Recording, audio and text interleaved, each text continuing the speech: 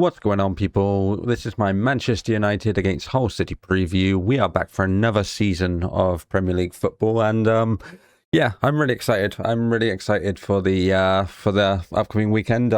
Even though we've had the World Cup in the summer, I'm glad Premier League football's back, especially because we've got 3 games a week now. We've got like midweek football as well as the Premier League for Man United, so this is going to be an interesting game because Hull City are newly promoted. They've got a whole bunch of new players as well, so we can't really judge them on last season, really, because they've spent quite a fair bit of money in terms of changing their squad around. So it's going to be interesting to see how it pans out.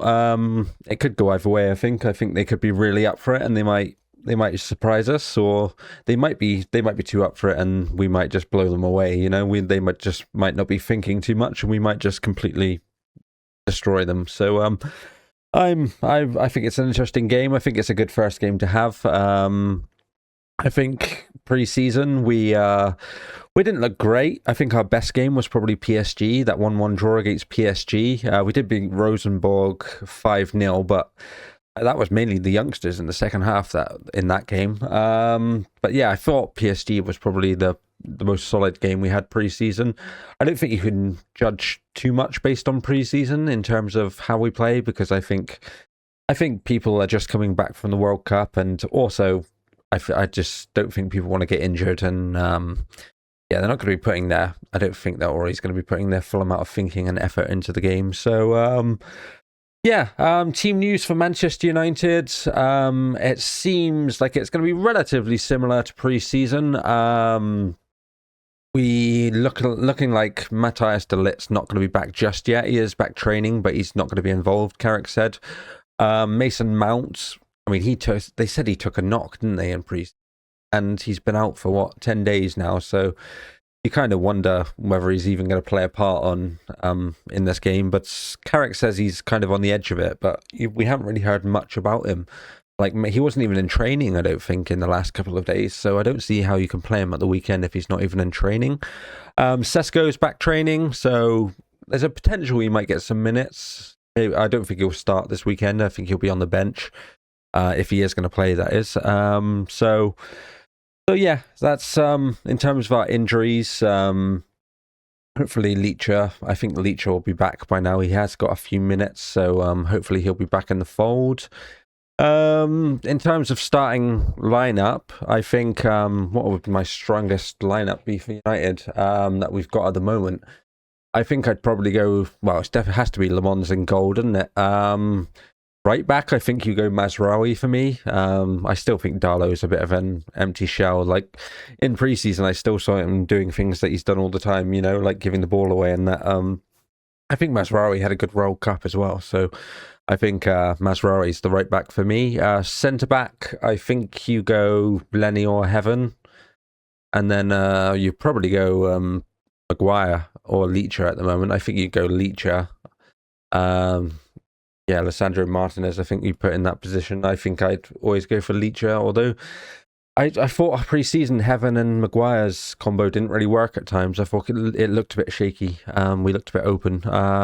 Left back's a problem again pre-season, especially that AC Milan game. Those when they came forward on that left-hand side, our left-hand side, we were wide open. Everyone out of position. So that's a position we do need to look at. We're looking at Lewis Hall at the moment. There was rumours today about that Barcelona player as well. Midfield, I think you have to play Santos at the moment. Obviously, we've got potentially Carlos Baleba coming in now, so you might play Carlos Baleba when he comes in. But it's going to have to be Santos or Baleba, I think. And then after that, you kind of got to go Mainu, Tielemans or Mount, haven't you? Which at the moment I think it's Tielemans, because Tielemans is kind of a already good to go player, and we know what he can do at Aston Villa, so he's kind of an experienced Premier League player who you have to say kind of has to be in the starting 11. I think then after that it's Mainu at the moment, because Mount's just unreliable in terms of injuries. But yeah, Mainu's not as dead cert as he was, as we thought he was going to be at the end of last season, is he? It was looking like he was going to be our number one midfielder, but now that we've actually brought players in, you kind of think he's going to be battling it out with Tielemans, don't you? And you kind of feel that Tielemans is going to start. So, yeah, I think you go Santos, Tielemans, and then obviously Bruno. Bruno in the attacking midfield position as always. And then you've got the wingers and the striker. When Sesko's fit, I'd definitely be playing Sesko, but like I said, I don't think he'll play this weekend. Or at least he'll come off the bench if he does play, which is not a bad thing. He did well off the bench last season. But yeah, I think you go Ahmad. I actually think Ahmad is a better winger than Burmo. I think he's a better winger than Burmo, but so I think I play Ahmad. And I play Cunha, I think, on the other wing. I think I didn't even actually say my left back, did I? I think I'd go Dorgu over Shaw at left back. I know Dorgu's not the best defensively, but Shaw hasn't been either. And I think Dorgu gives you a lot more going forward. It gives you a lot more pace going forward. So yeah, on the opposite wing, I'd go Cunha, and then down the middle for now, I think it has to be in Burmo. I think he did pretty well pre-season in Burmo. He did score a few goals, and he was in the right place at the right time, which you have to do as a striker. You have to do that as a striker. You have to be at the right place at the right time. So yeah, that would be my 11. And yeah, I think in terms of quality, we should be beating Hull City. But like I said, they're a bit of an unknown force because the amount of incomings they've had before the season starts makes their team completely different to last season. So yeah, they're definitely going to be up for it. They're definitely going to be up for the game. I think them at home as a new team in the Premier League, everyone on their side is going to be up for it, aren't they? The fans are going to be up for it. Their team are going to be up for it. So it depends whether we actually deal with that professionally and just take advantage of it, or whether they in some way blow us away. But I think defense-wise is probably the weakness of our team now, especially if we bring in Baleba. I think looking at that back four is probably the next issue we need to deal with, especially left back. I think when De Ligt comes back, De Ligt and Martinez is a pretty good combination. I think there was also a period where De Ligt and Heaven played together under Fletcher where they looked pretty solid. They looked pretty solid and we looked pretty good. But yeah, I think the pre-season we've looked a bit wobbly at the back, so I'd say that's probably our weakness overall. Score predictions for the game. I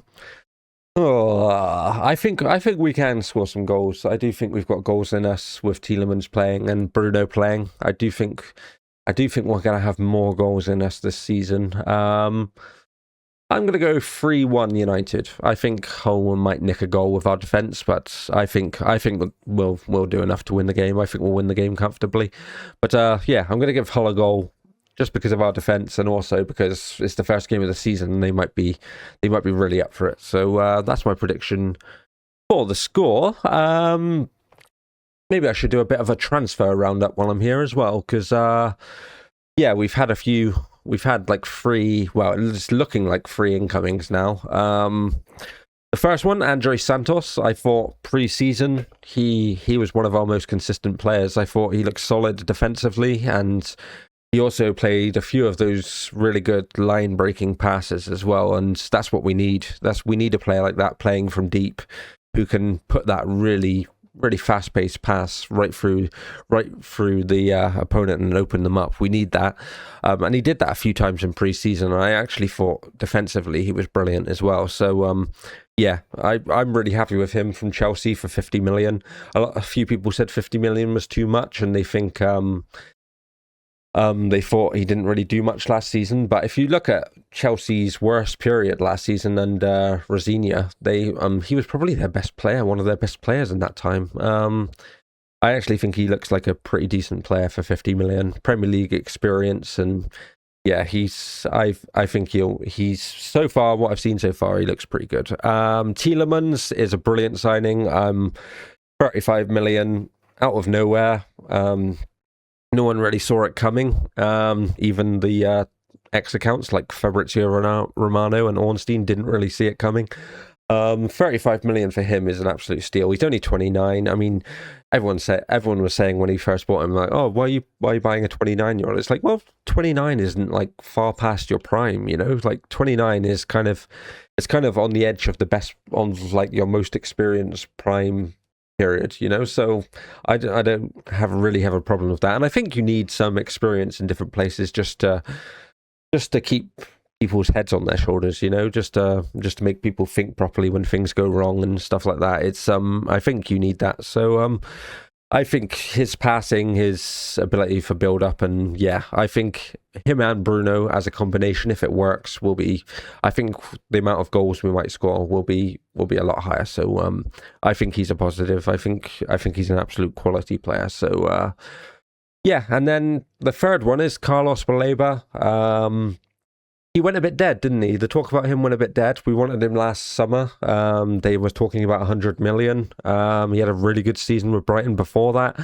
And then we didn't sign him. And then this season, he kind of dropped off the radar a bit, didn't he? He dropped off our radar, and he kind of dropped off the radar in terms of performing as well. Different people are reading into that differently. I myself don't like it if he dropped off because of the pressure of Man United inquiring about him, or just simply wanting to leave Brighton. I don't think that's a good mentality. There was a story in the Manchester Evening News, I think, that said Man United thought that he dropped off because of the just thinking about the fact that Man United were approaching him, and that kind of affected him a bit. But again, that's if you're coming to Manchester United, that's not a great thing, because I mean, what happens if you say lose a couple of games and then you're one of the worst performers? Like, everyone's going to be digging into you. So do you just drop off completely then?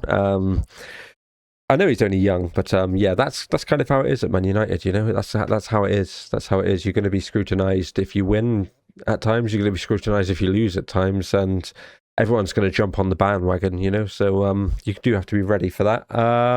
I think actually, if he has a season like he did 18 months ago with Brighton, I think he's an absolute powerhouse. Like, you see him running with the ball and his control, and he's a very good player. So if he gets back to that form, I think he could be an absolutely exceptional player. I really do. And as he's a Man United player, obviously, I'm going to support him completely. He's going to be out injured until mid-September, it looks like, but he's a Man United player, so I'm hoping there's no issue with it. I'm hoping there's no bullshit there, and he just becomes an absolutely brilliant player like he was almost 2 years ago.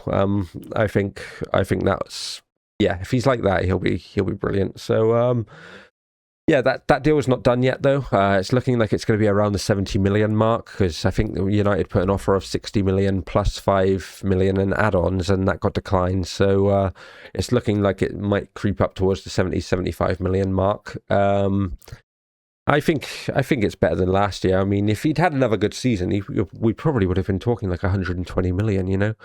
Like, my conspiracy is that Man United maybe told him to drop off so that they could reduce the fee. That would be a bit of a shady thing to do, but it'd be interesting if they did have any input in terms of that.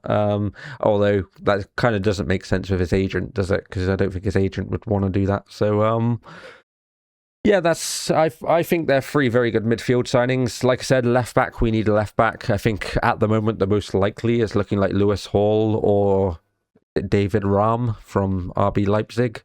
I think Raum's probably the better attacking player, whereas Hall's probably the better defensive player. So you can kind of choose between them depending on what you think our needs are. I think defensive needs are needed. I think, yeah, pre-season showed that we do need more defensive awareness. But yeah, I think Lewis Hall is looking like he might be about to sign a new contract, although maybe he won't. Maybe he'll just put in a transfer request and it's just Newcastle trying to keep a hold of him.